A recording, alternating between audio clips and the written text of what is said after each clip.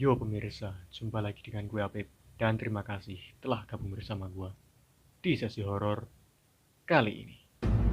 Kalau kemarin gue membawakan sebuah kisah pengalaman horor dari seorang pemburu, pada kali ini gue akan membawakan sebuah kisah pengalaman horor dari seseorang yang terpaksa menginap di sebuah rumah dinas.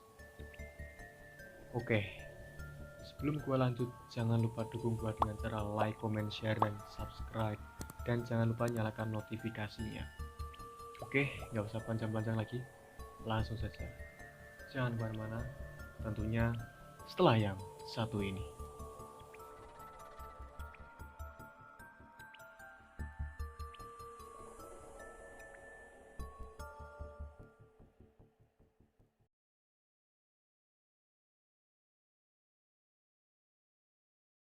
Nama gua Randy. Pengalaman ini gua alami ketika gua masih duduk di bangku SMA. Tepatnya di tahun 2011. Gua tinggal di desa Prigi, di sebuah kota di Jawa Timur. Gua tinggal bersama orang tua dan adik gua yang masih SD. Yang mana bapak gua kerja di sebuah kantor kedinasan. Lingkungan rumah gua ramai. Banyak anak-anak muda, anak-anak kecil, tetangga yang ramah, petani yang seliweran di waktu pagi hari. Bahkan rumah gua juga deketan tuh sama masjid dan pasar. Kurang rame apa coba? Udah kayak rumah gua ya yang lagi di desa ya. Ya samalah sama Randy yang hidup di desa. Rame banget lingkungannya. Suatu hari, cabang kantor bapak gua yang berada di Jawa Barat kekurangan staf dan akhirnya bapak gua dipanggil untuk ditugaskan di kantor cabang tersebut.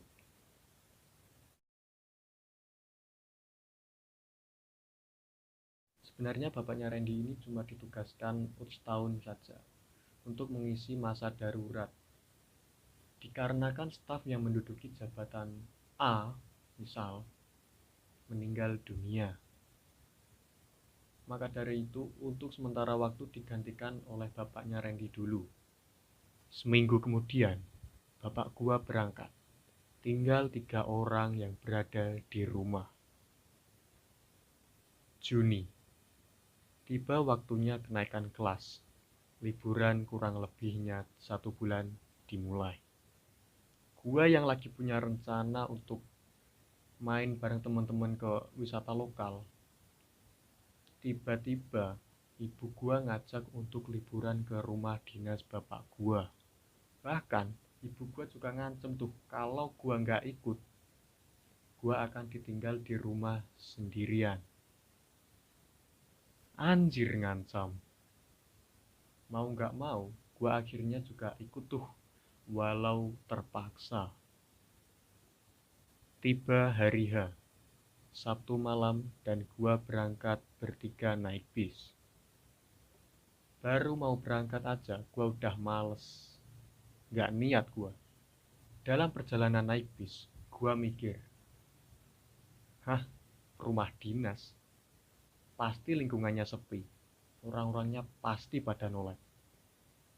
Wah, liburan kali ini parah nih. Prasangka buruk terus mengelilingi pikiran gue hingga akhirnya gue tertidur. Singkat cerita, Minggu. Gue udah sampai di pemberhentian bis sekitar jam 8. Gue dijemput sama bapak gue pakai mobil. Langsung saja, kita OTW ke rumah dinas bapak gue. Di sepanjang perjalanan menuju perumahan, tidak ada yang spesial dari Jawa Barat. Ya memang, menurut gua sendiri ya, yang spesial di Jawa Barat itu cuma ada di Bandung. Enggak kok, enggak masalah ceweknya, cuma di sana adem saja tuh, kayak di Malang. Hingga akhirnya, gua sudah sampai di kawasan komplek di mana tempat bapak gua tinggal. Sesuai dugaan gue banget nih, kompleknya itu sepi banget. Cuma ada 1-2 orang yang lagi olahraga di halaman rumah. Bahkan yang lebih parah lagi, dari sekian banyaknya rumah, lokasi rumah bapak gua itu berada di yang paling pinggir, dimana samping kirinya itu cuma ada kebun liar yang gak kerawat, luas banget. Beneran pak, tinggalnya di sini. Iya, Andi. Maklumlah, Bapak kan datangnya juga kondisi mendadak. Jadi dapatnya juga seadanya. Gitu gua sampai ya istirahat dulu lah, break, ngerapiin barang-barang. Singkat cerita, malam telah tiba. Gua yang biasanya nongkrong bareng teman-teman gua di depan masjid, kini gua cuma duduk santai di teras. Gabut banget. Akhirnya gua nyoba untuk keliling komplek menggunakan sepeda bapak gua. Sepi banget suasananya. Hampir tidak ada orang yang di luar sama sekali. Sampai suatu ketika, di perempatan gang, ada seorang wanita yang berada di pinggir jalan. Gua sebagai orang baru ya, nyapa lebih duluan ya. Mari mbak. Respon dari wanita itu cuma senyum. Tapi yang ngebuat sedikit ngeri, ujung bibirnya itu narik sampai ke pipi. Udah kayak Joker. Tapi dengan tatapan mata yang datar. Gua yang tadinya pengen relax, tiba-tiba nyali gua ciut banget. Akhirnya gua putusin balik aja lah, gak jadi gua.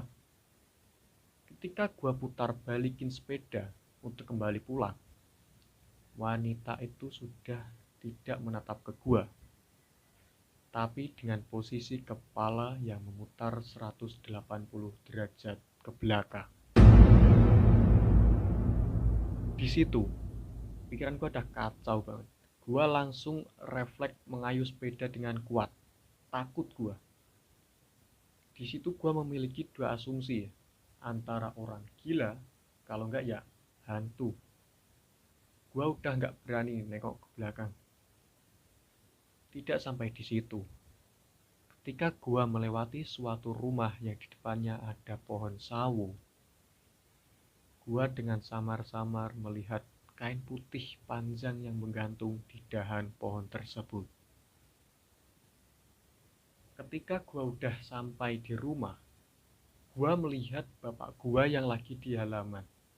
Dia bilang gini, Loh, kenapa? karena melihat gua yang lagi ngos-ngosan naik sepeda. Gua juga nggak jawab banyak-banyak tuh, cuma bilang ngantuk aja, dan gua langsung masuk ke rumah. Namun, ketika gua masuk ke dalam rumah, gua mendapati bapak gua yang sudah tidur di kamar. Kala itu tidak ada yang bisa gua lakuin selain langsung rebahan karena badan yang sangat lemas dan syok banget. Di waktu pagi, saat lagi pada sarapan, gua tanya kepada bapak gua, "Pak, tumben tadi malam tidur lebih awal." Iya, Bapak kemarin agak capek habis bersih-bersih sebelum kalian datang.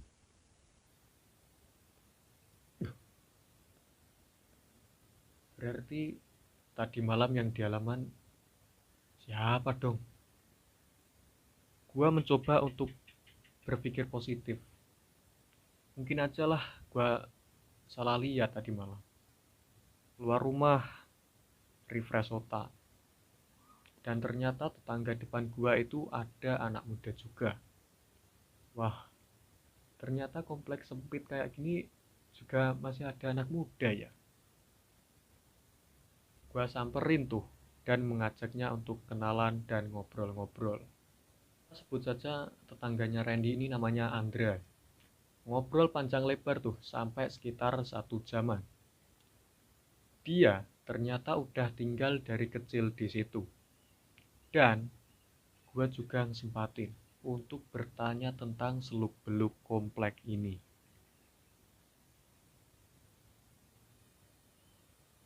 Gua nggak terlalu tahu ya awal dari komplek ini. Tapi yang gua tahu komplek ini memang agak-agak horor sih. Apalagi yang ke arah kebun-kebun itu. Itu kan jalannya sepi.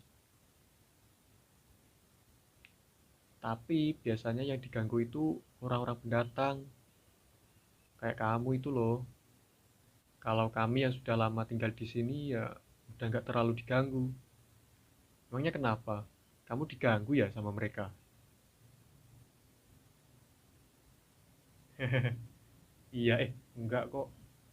Genap seminggu gua nginap di rumah dinas bapak gua. Kendala tidak terlalu nampak belakangan ini. Sampai suatu sore, ada tuh tukang cilok yang lewat,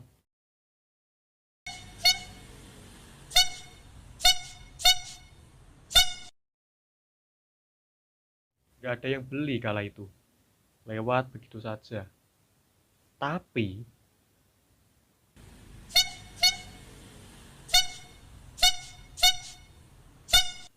ternyata tukang cilok itu berhenti di lahan kosong. Gua denger-denger kok tukang ciloknya berhenti di sana ya. Akhirnya gua samperin deh, penasaran gua.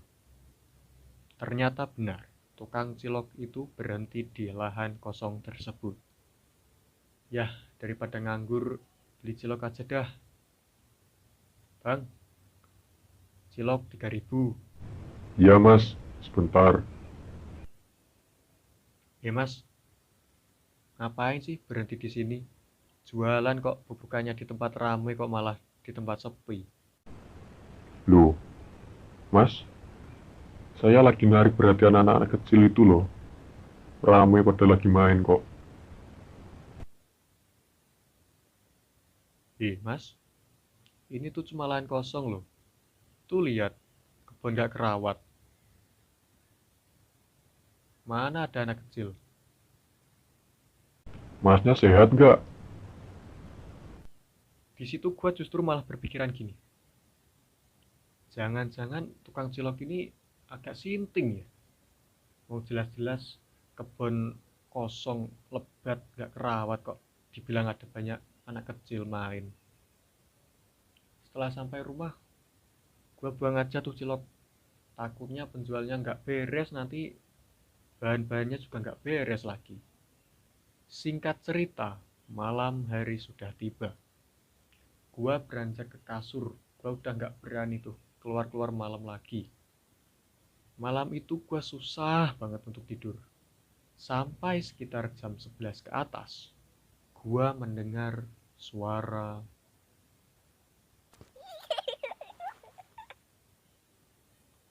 Suara itu semakin lama semakin dekat, semakin mendekat dan semakin dekat dan semakin jelas banget. Ini gue respon dari gue sendiri, dari gue apa begini. Randy ini gue nggak nyangka banget kalau Randy itu mengalami pengalaman horor yang sangat-sangat horor banget nih, creepy menurut gue nih. Oke, kita lanjut lagi ya. Di saat gue rebahan dan posisi gue lagi miring di kasur yang tinggi ya, tiba-tiba nongol kepala anak kecil misterius dari bawah ranjang. Saat itu, perasaan gue campur aduk, takut, panik, dan ternyata anak kecil misterius tersebut adalah adiknya.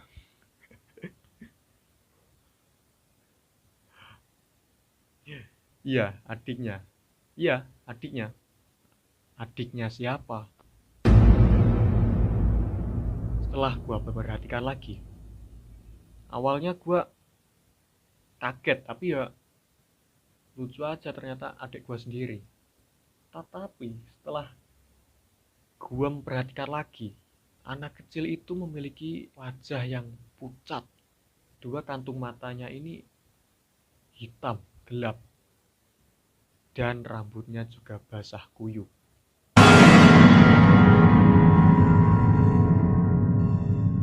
Di saat itu, gue menyimpulkan kalau itu bukan adik gue.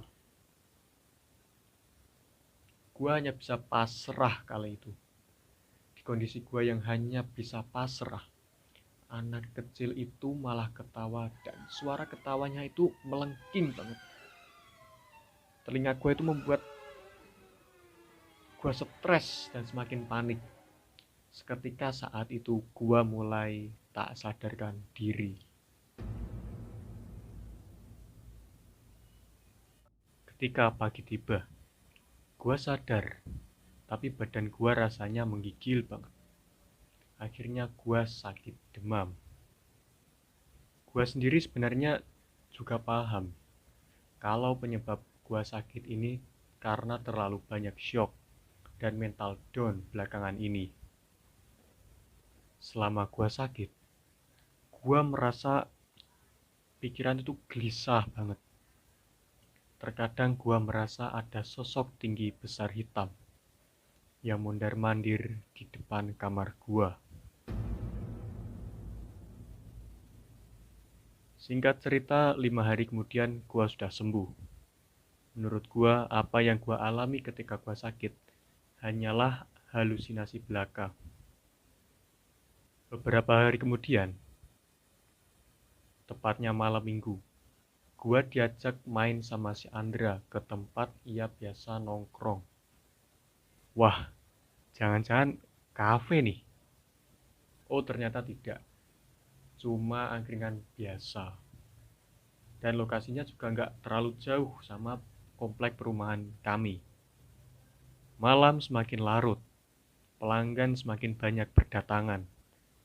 Dari sekian banyaknya orang, di situ gua mendengar sebuah pembicaraan dari sekelompok anak-anak muda yang duduk di meja belakang gua. Gue kan tadi ke rumahnya Anton. Adiknya cantik cuy. Cuma beda setahun lagi sama kita. Yang bener lo. Anton perumahan dinas. Iya, Lo lewat situ aman gak? aman plus pulang bahagia. Soalnya gue dapet nomor adiknya. Hehehe. Gini ya, soalnya gua pernah lewat situ. Malam-malam habis COD. Pas gua ngelewatin jalan sepi yang sudah tidak ada perumahannya itu, gua merasa ada yang manggil gua. Setelah gua nengok, itu serem banget anjing.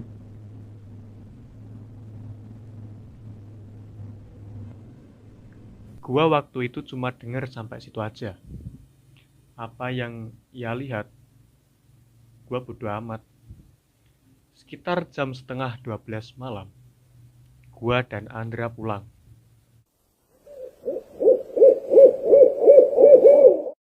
Karena rumah kami berada di ujung, akhirnya kami lewat jalur belakang saja, biar lebih cepat. Shh.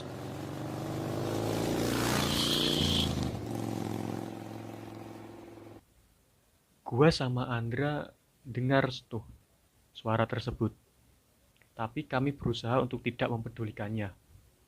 Karena kami juga tahu itu suara dari siapa. Ketika di tikungan, gua sendirian melihat sosok putih yang berdiri tidak terlalu jauh dari jalan.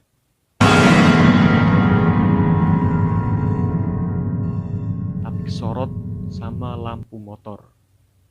Dan di saat itu, Andra bilang, "Kalau kamu melihat sesuatu, nggak usah khawatir. Mereka cuma ingin kenalan sama kamu doang. Yang penting kamu baca doa aja."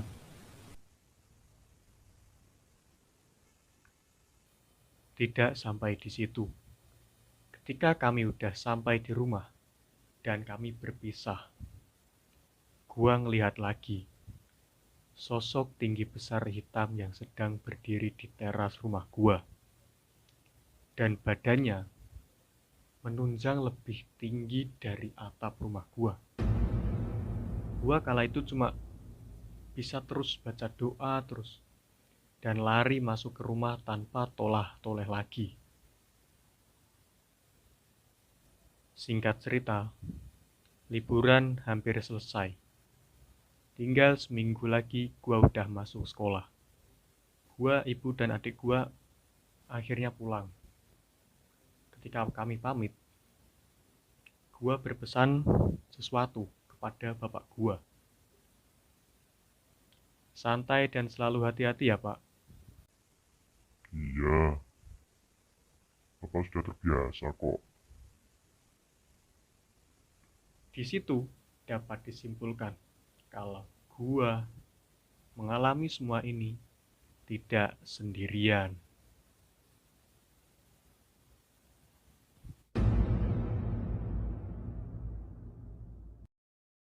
Yo, itu tadi seluruh pengalaman yang dialami oleh Randy di mana ia menginap selama liburan sekolah di rumah dinas bapaknya yang ada di Jawa Barat. Di sini tuh nggak dituliskan ya sama Randy apa yang dialami oleh ibu dan bapak dan adiknya, cuma pengalaman murni dia saja. Maka dari itu, gua ucapkan banyak terima kasih banyak buat Randy ya, oke? Thank you so much, Ren. Cerita lo, pengalaman lo menarik banget. Thank you udah berbagi di channel gua. Oke, gua juga banyak-banyak banget terima kasih buat lo yang sudah ngikutin gua sampai episode kali ini ya. Terus dukung gua terus dengan cara like, comment, share, dan subscribe yang banyak ya. Agar gua lebih semangat menemani sesi horor selanjutnya. Ya betul. Oke, buat kalian ya, buat anda yang punya pengalaman horor nyata, bisa kirim cerita kalian di Instagram gua ya. Linknya gua taruh di deskripsi.